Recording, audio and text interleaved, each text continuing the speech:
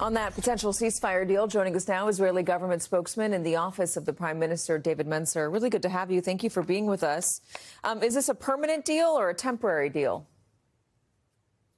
Look, the length of the ceasefire depends on what happens inside Lebanon. We will certainly, from Israel's point of view, adhere to the agreement, but we will also insist on the agreement being enforced. We will respond forcefully to any violation. So with the US's understanding, we will maintain the full freedom of military action. Yes, of course, we want our people to go home to their homes in sovereign Israeli territory. But if Hezbollah violates the agreement and tries to rearm, we will attack.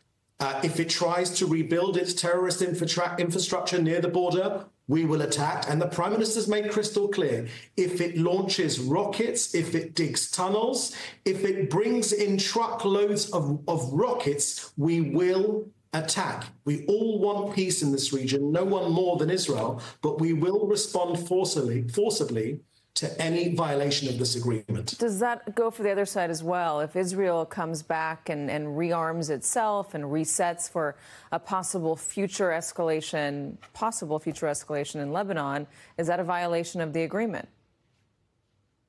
Of course not, Katie. Israel's a sovereign country, not a terrorist organization. We're talking about Hezbollah, a terrorist organization in my country, but also, last time I checked, in your country too, Katie. They're a terrorist organization. They're our enemy, but make no mistake, they're your enemy in the States as well. So we, of course, in Israel will defend ourselves. That's our right.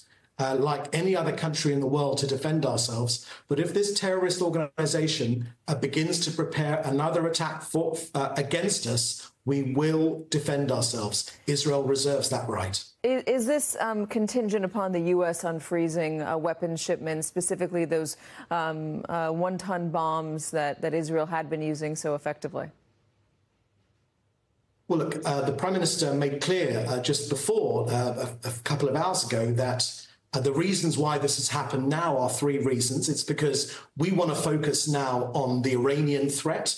The Prime Minister didn't want to expand on that, but we know that Iran is preparing to create a nuclear weapon. We cannot let that happen. We will always make that our number one priority, because Iran say they wish to wipe this country off the face of the earth. Katie, when they say it, we believe it.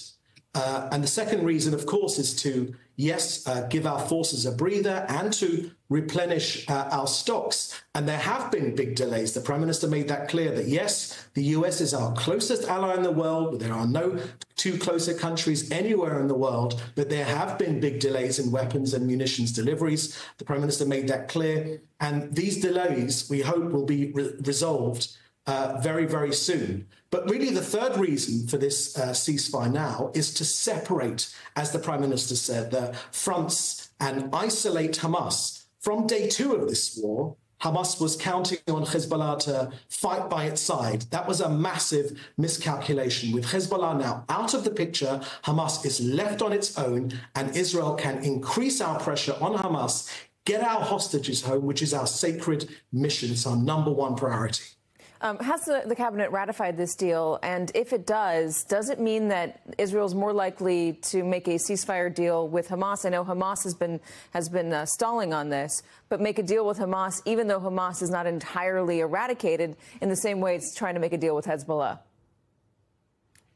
So the latest information just before I came on was that I saw it flash up on the television screen that the deal has been ratified by the cabinet. But let me be clear on Hamas, and the Prime Minister was very clear about this.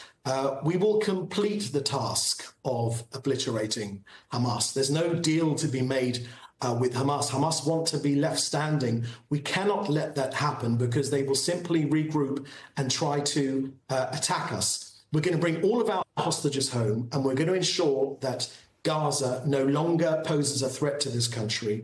And of course, as I said before, we're going to return our residents back home safely to their homes in the north. But Hamas is a terrorist organization. We've had tremendous success in shattering their battalions. Mohammed Daif, their leader, eliminated. Sinwar eliminated. We've taken out most of their leadership. We've killed around 20,000 of their terrorists. But Hamas will not be left standing. There is no scenario where Hamas are left in control of Gaza. The Prime Minister's made that crystal clear. David Mencer, thank you very much. Israeli government spokesperson in the office of the Prime Minister. Appreciate your time, sir.